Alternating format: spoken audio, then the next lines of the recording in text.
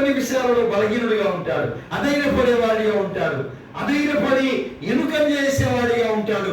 వారి భక్తి జీవితాలు మనకు మాదిరిగా ఉన్నాయి అనే సత్యాన్ని జాగ్రత్తగా గమనించాలి. అపోస్తుల కార్యములో సంఘం విస్తరించుతుంది, సంఘం అభివృద్ధి చెందుతుంది. ప్రేమ కలిగిన దేవుడు అంచెలంచెలుగా అభివృద్ధి చెందిస్తున్న క్రమాన్ని మనం చూస్తూ ఉన్నాం. పిల్లలు జాగ్రత్తగా దేవుని మాటల వైపు మనసు పెట్టాలి. ఒక విషయాన్ని జాగ్రత్తగా మనం ఆలోచన చేస్తే చూడండి పిల్లలు గమనించాలి. కొరింథీ సంఘముతో ఇలా మాట్లాడతాడు ప్రభు. కొరింథీయులకు రాసిన మొదటి పత్రిక 1వ అధ్యాయం 1-2 వచనాలు చదువుతారా? దేవుని చిత్తము వలన అపోస్తలులను ఉండుటకు పౌలును నేసును కొరింథీలో ఉన్న దేవుని సంఘం. కొరింథీలో ఏముంది చెప్పండి? దేవుని సంఘం ఉంది. పెద్దలారా మాట్లాడదాం, దేవుని వాక్యం వైపు మనసు పెడదాం. కొరింథీలో దేవుని సంఘం ఉంది. అపోస్తలుడైన పౌలు గారు 2 పత్రికలు కొరింథీ సంఘానికి రాశాడు. ఎన్ని పత్రికలు రాశాడు చెప్పండి? 2 పత్రికలు రాశాడు. మొదటి పత్రిక వారి తప్పులను ఎలా ఎత్తి చూపించాడో చెప్పడానికి వీల్లేదు. ఉన్నట్టుగా చెప్పాడు. ఏం చెప్పాడంటే మొదటి అధ్యాయంలో చెప్పాడు, మీలో విభజనలు ఉన్నాయి అని చెప్పాడు.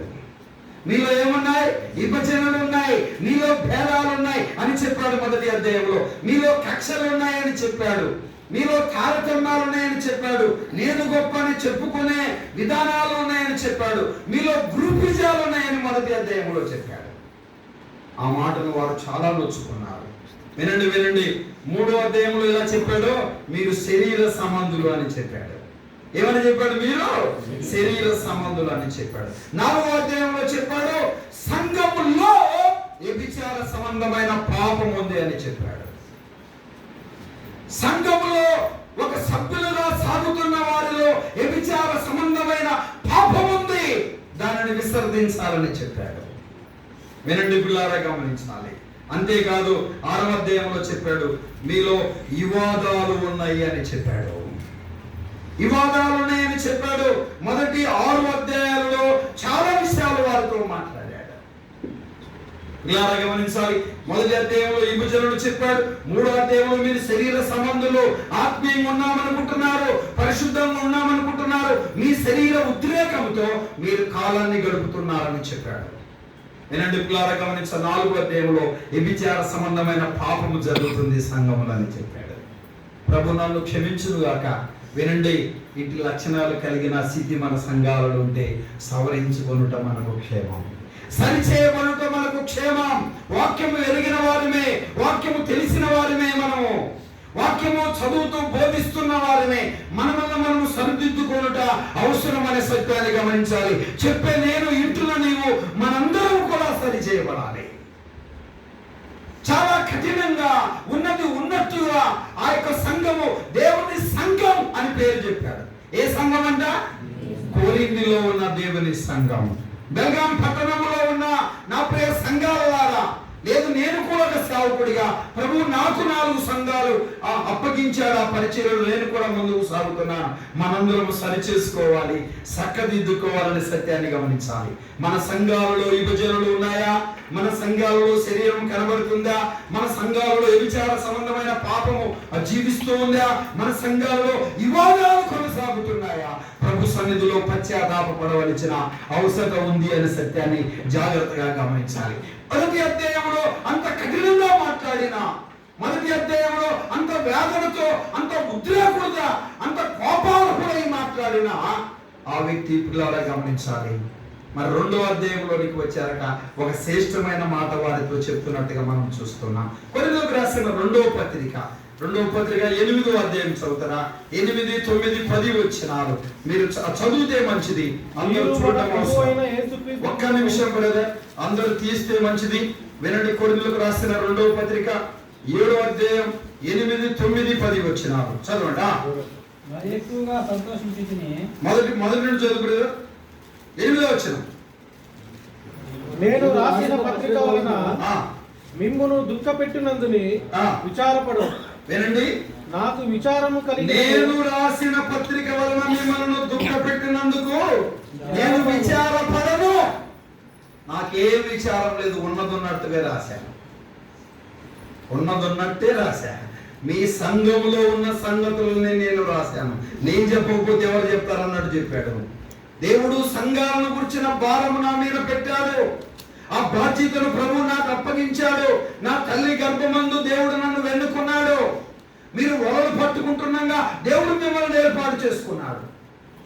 పిల్లలు వలలు పట్టుకుంటున్న పేతురు, యాకోబు, యోహానులను, అంద్రియేను ప్రభు ఎన్నుకొని ఏర్పాటు చేసుకున్నాడు. తన తల్లి గర్భమందు ఉన్నప్పుడు అపోస్తలుడైన పౌలు అనబడిన వ్యక్తిని దేవుడు ఎన్నుకున్నాడు. మనల్ని ఎఫెసీయులకు రాసిన పత్రిక 1వ అధ్యాయంలో 4-6 వచనాలు, జగతి పునాది వేయబడక మునిపే ఆయన మనలను ఏర్పాటు చేసుకున్నాడని మాటలు మనం చూస్తున్నాం. వినండి, నేను రాసిన పత్రిక వలన మిమ్మల్ని దుఃఖ పెట్టినందుకు బాధపడను. నేను బాధపడను. ఏం చేశారు చెప్పండి? బాధపడ్డారంట, దుఃఖపడ్డారంట. వారిలో దుఃఖం కలిగింది ఆయన రాసిన పత్రిక వలన. ఏం చెప్పాడు? మీలో విభజనలు ఉన్నాయి, మీలో శరీర సంబంధాలు, మీ వ్యభిచార సంబంధమైన పాపం ఉంది సంఘములో అని చెప్పాడు. మీలో వివాదాలు ఉన్నాయని చెప్పాడు. దాని వలన వారు దుఃఖపడ్డారు. మీరు దుఃఖపడినందుకు, విచారపడినందుకు నాకేమీ బాధ లేదని చెప్పాడు. చదవండి, చూడండి ఇక్కడ. నేను రాసిన పత్రిక వలన మిమ్మల్ని దుఃఖ పెట్టినందుకు విచారపడను, నాకు విచారము కలిగినను. ఆ పత్రిక మిమ్మును స్వల్పకాలం మట్టికే దుఃఖ పెట్టనని ఉన్నాను. అమ్మా, ఏం పెట్టారంట? అయ్యా వినండి, స్వల్పకాలం మీకు దుఃఖం కలిగింది. మీకు అర్థమైంది, మా సంఘములో విభజనలు ఉన్నాయి, మా సంఘములో శరీర సంబంధులు ఉన్నారు, మా సంఘాలలో వ్యభిచార సంబంధమైన వ్యక్తులు ఉన్నారు, మా సంఘములో వివాదం కలిగిన వారు ఉన్నారు. అర్థమైంది, కొంతవరకు మీరు నొప్పించబడ్డారు. ఏంటి పౌలు ఇలాంటి పత్రిక రాశాడు? అసలు ఏంటి ఇంత డైరెక్ట్ గా రాశాడు? ముఖాన కొట్టినట్టుగా మాట్లాడేదేంటి అని బాధపడ్డారు. కానీ వారంతా, సేవకులంతా ఆలోచన చేశారు, పెద్దలు ఆలోచన చేశారు, పరిచారకులు ఆలోచన చేశారు, విశ్వాసులు ఆలోచన చేశారు. ఒక ఆలోచనకు వచ్చారు. అవును కదా, మనలో విభజనలు ఉన్నాయి, అవును కదా, మనం శరీర సంబంధాలు ఉన్నాము, అవును కదా, మనం వ్యభిచార సంబంధమైన పాపము ఆ సంఘంలో కొందరు ఉన్నట్టుగా మనం గమనిస్తున్నాం కదా, మనలో వివాదాలు ఉన్నాయి కదా అని వారు ఆలోచన చేశారు. కొంత మటుకు వారు ఏం చేయబడ్డారు? స్వల్పకాలం మటుకే మీరేం చేయబడ్డారు? దుఃఖపడ్డారని నాకు తెలుసు అన్నాడు. ఇంకో 9వ వచనం చదువుతారా? మీరు దుఃఖపడవలసినని సంతోషించుటలేదు గాని మీరు దుఃఖపడి మారుమనసు ఏంటంటే మేలు కోరి సోదరుడు ఏం చేస్తాడంట? గాయాలు చేస్తాడు. అప్పుడు చూపిస్తే ఎవరేమన్నా ఒప్పుకుంటారని అడిగినా, నీది తప్పు, నువ్వు తప్పుడు వాడు అని చెప్పి ఒప్పుకుంటారా? తప్పులు ఎరుగు వాడు తన తప్పులు ఎరగారు. దావీదుతో నాతాను మాట్లాడుతున్నప్పుడు ఒక అన్యాయం, ఒక ఇబ్బంది, ఒక దిక్కులేని వాడికి, ఒక బీదవాడికి జరిగిందంటే సింహాసనం నుండి లేచి, ఎవడు వాడు? నిజముగా అట్టి నేరం చేసిన వాడు మరణములకు పాత్రుడు అన్నాడు. రాజా కూల్ కూల్ కూల్, నీరు తాగు అన్నట్టు ఎలా చెప్పాడు? ఆ నరుడవు నువ్వే అని చెప్పాడు. ఆ వ్యభిచారిని నీవే, ఆ నేరస్తుడికి, ఆ చేయకూడని నేరం చేసిన వ్యక్తిని నీవే అని చెప్పాడు. దావీదు అనుకుంటే నాతాను ముక్కలు ముక్కలుగా నరకగలడు. సింహాసనాన్ని విడి ప్రభు సన్నిధిలో పరిచారు. నా ప్రియ దేవుని బిడ్డలారా, సేవకులారా, పెద్దలారా, పరిచారకులారా, ఒక సేవకుడిగా నేను ఆత్మీయంగా మీతో మాట్లాడుతున్నాను. మన సంఘాలలో ఉన్న సంగతులను మనం సవరించుకున్నట్టు దేవునికి మహిమ. మన సంఘ అభివృద్ధి కొరకు ప్రభు సంతోషిస్తున్నాడు. మన సంఘాలు సరిచేయబడి చక్కదిద్దబడాలని ప్రభు కోరుకుంటున్నాడు. రూపాంతరం చెందాలి, క్రీస్తు స్వరూపంలోనికి మార్చబడాలనే సత్యాన్ని ప్రభు కోరుకుంటున్నాడు. అనే సత్యాన్ని మనం గుర్తెరుగుట అవసరం అనే సత్యాన్ని గమనించాలి. మీకే కాదు, నాకు కూడా, మనందరికి కూడా అనే సత్యాన్ని గమనించాలి.